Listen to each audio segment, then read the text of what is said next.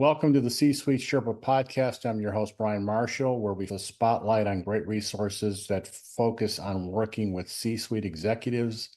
We have a great guest today, Bud Whitehouse. Bud, tell us about your business and who you work with. I'm a career coach. I help people get better jobs for more money and be more successful. So how did you get involved in that, Bud? Tell us about your background that uniquely qualifies you to do that. Well, I spent 20 years hanging around employment, first as a search consultant, then a corporate recruiter, then HR manager. I hated them all. But that was my education. I learned a whole lot about hiring and what works and what doesn't.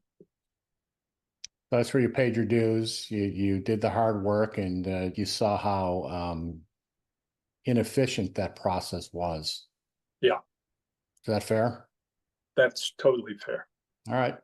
So then you woke up one day and said, that's it. I'm leaving corporate America. I'm going to go start my own thing. And so how long have you been doing this now? Since 2004. Okay. So 20 years. Yeah. So tell me about, if someone's watching this, right? I own a business and I'm looking for an executive, or I'm thinking about leaving a position I'm in. Do I wait till I leave? Do I call you in advance? I mean, what are the circumstances under which people would find hiring you or working with you to be the right time? And then what does that look like? Well, it would be the right time because there's almost nobody in America who understands employment. They play the corporate game to get a job, and that's the wrong game to be playing. So what game should they be playing? What are you going to teach them that they don't already know? I teach them how to network more effectively. We put a resume and other documents together. We plan out a search campaign. I coach them through the search, help them negotiate, and then I help them through the first 30 days of their new job. That's fascinating. I've never really had to look for a job before. I'm actually fairly unemployable. I'm an entrepreneur.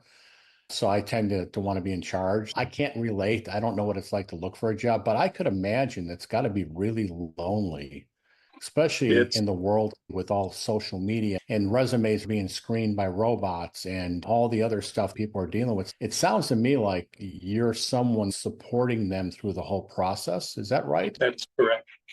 Okay. So tell me, give me an idea. You mentioned when we were talking offline, directors, VPs. What kinds of people are you working with, and when are they getting engaged with you in the process? Typically, I work with senior management, including vice president down to manager, senior manager. They come to me when they realize that what they're doing isn't working. They have followed the route of submitting resumes without results. And in fact, they only have at best a 3% chance of getting an interview that way. So they wind up with me and I teach them. The book I wrote is the textbook. Now, what's the name of the book? When Can You Start? Okay. The Insider's Guide to Career Success. Got it. And so you help them out with everything from getting a better LinkedIn profile that represents their skills, writing resumes, finding ways to cut through the roadblocks that HR departments put in place with resume searches and sorting and ATS systems and all the stuff that's out there to keep good people from actually getting in front of them. Back in the day, the way of saying it is, it's who you know, not what you know. I would counter that with, it's who knows you. The best way in is through the back door, historically, right up to today. And that's where networking comes in. You're actually teaching people how to effectively network without being that, oh gosh, here's Bud looking for. You don't want people running away screaming. Yeah. Yeah, exactly. If you have that happen, then you're probably doing something wrong. So you're going to coach them on how to actually have people want to connect with you and help you find your next opportunity. So that's awesome. So I guess the big question is, you've seen a lot of change in the 20 years that you've been doing this, plus the previous time when you were in the game. Uh, Right. what are some of the challenges you see moving forward in terms of the environment where people are going to hire and people are trying to find jobs? What are the big challenges you see in the next 5 years? And then how do you help people that you work with overcome that? One of the biggest challenges that I'm looking at is artificial intelligence, Yeah. less from the candidate side than from the hiring authorities side, because in a year, you won't know who wrote that resume that you're having to read. That will be a challenge for the person looking for the next step in the career or changing careers. How do I get started? What do I do? With AI, there's always a good side and a bad side, positive and a negative to everything. What are some of the ways that candidates out looking or thinking about looking could leverage AI to their advantage? The immediate one is in writing. I help people write resumes in part for a living. And AI does a good job of this kind of work. So, We were talking offline about how AI can help make people look smarter or represent themselves, in a way that's appropriate, because a lot of times our writing skills get in the way of representing who we are, right? Some of us are not English majors. We may spell words, use the wrong words, and the like. So that's a great tip. You mentioned that you do something interesting. One of the things you focus on is helping retiring military. Tell us about that. well, I'm an old veteran. When I was in, you went to Vietnam. When I got back, I wasn't the most popular guy in the room. Hmm. I don't want other people going through that. And today, the military is held in high regard. But coming out, someone retiring from the military has spent their whole lives in.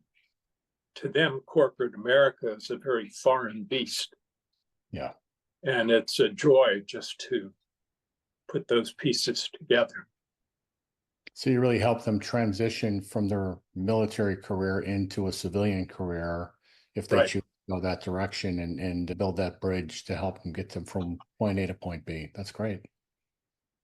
That's a great service. So listen, I want to ask everyone to hang on because we're going to do a quick lightning round at the end. I'm going to ask you what's the best way to get in touch with you. We're going to put all that into our podcast descriptions. Bud's going to share that information. But before we go, let's have a little bit of fun. I call this the lightning round. There are no wrong answers. It's just a chance for our people to get to know Bud the person. So are you ready to roll? Go for it. All right. Coffee or tea? Coffee. How about cats or dogs? Dogs. If you can grab one weapon during the zombie apocalypse, what would it be? A nuclear weapon. First time I've heard that answer. That's a little bit scary and exciting. Well, they play for keeps, so I will too. Yeah, might as well. Favorite quote or phrase that you think about often? It's generally ascribed to Churchill: never give up. Never give up. I love it. Do you have a favorite movie? When I was younger, it was Moby Dick from the 1950s. Today, We Were Soldiers Once is a seemingly accurate movie, Okay. dovetailed with what I experienced. Yeah. Now, I don't know if you're in a streaming series, but is there a series, a TV show that you like to binge watch on some of the streaming services?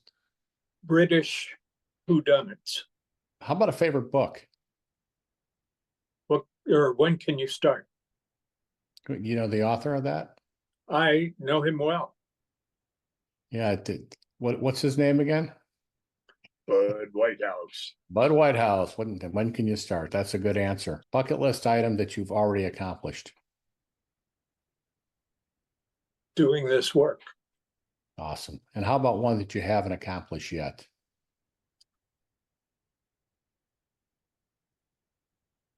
Hmm. Haven't jumped out of an airplane yet. Try it. It's a lot of fun. I'm told that. I had a first time I jumped out of an airplane, I had a guy strapped to my back, which was mandatory. I asked him, how long does it take for us to get to the bottom? As we pushed out of the plane, he goes, it all depends on whether the chute opens. I said, Oh, that's comforting. but it was fun. It was a great experience. All right, last question. Biggest obstacle that you've ever had to overcome in your life, and one takeaway that you learned from that experience? The biggest by far would be starting this business. Yeah. I was strictly a corporate animal. And I had a client once writing on her napkin what he said it would cost to start. And I laughed. I said, not possible. And about a year later, I could go back to him and say, you were wrong. I've spent at least twice that. Yeah. I tell my friends, start a business. It takes 2 years before you make any money, and it'll cost you twice as much as whatever you think it's going to cost. Started 6 different businesses, and each time it's the same thing. Yeah. If people are watching this and they're saying, hey, I want to get in touch with Bud, what's the best way for people to reach out to you? We'll put it in the description. You can look up Bud Whitehouse on LinkedIn. My email is bud@whitehouse.coach. Phone is 804-245-1009. We'll include that in the bottom of the description about how to connect with you. But hey, listen, thank you for thank thanks you. for your service. Thanks for what you do, and especially working with veterans. It's been great having you on the podcast, and look forward to hearing more from you in the future. Great. Thanks very much.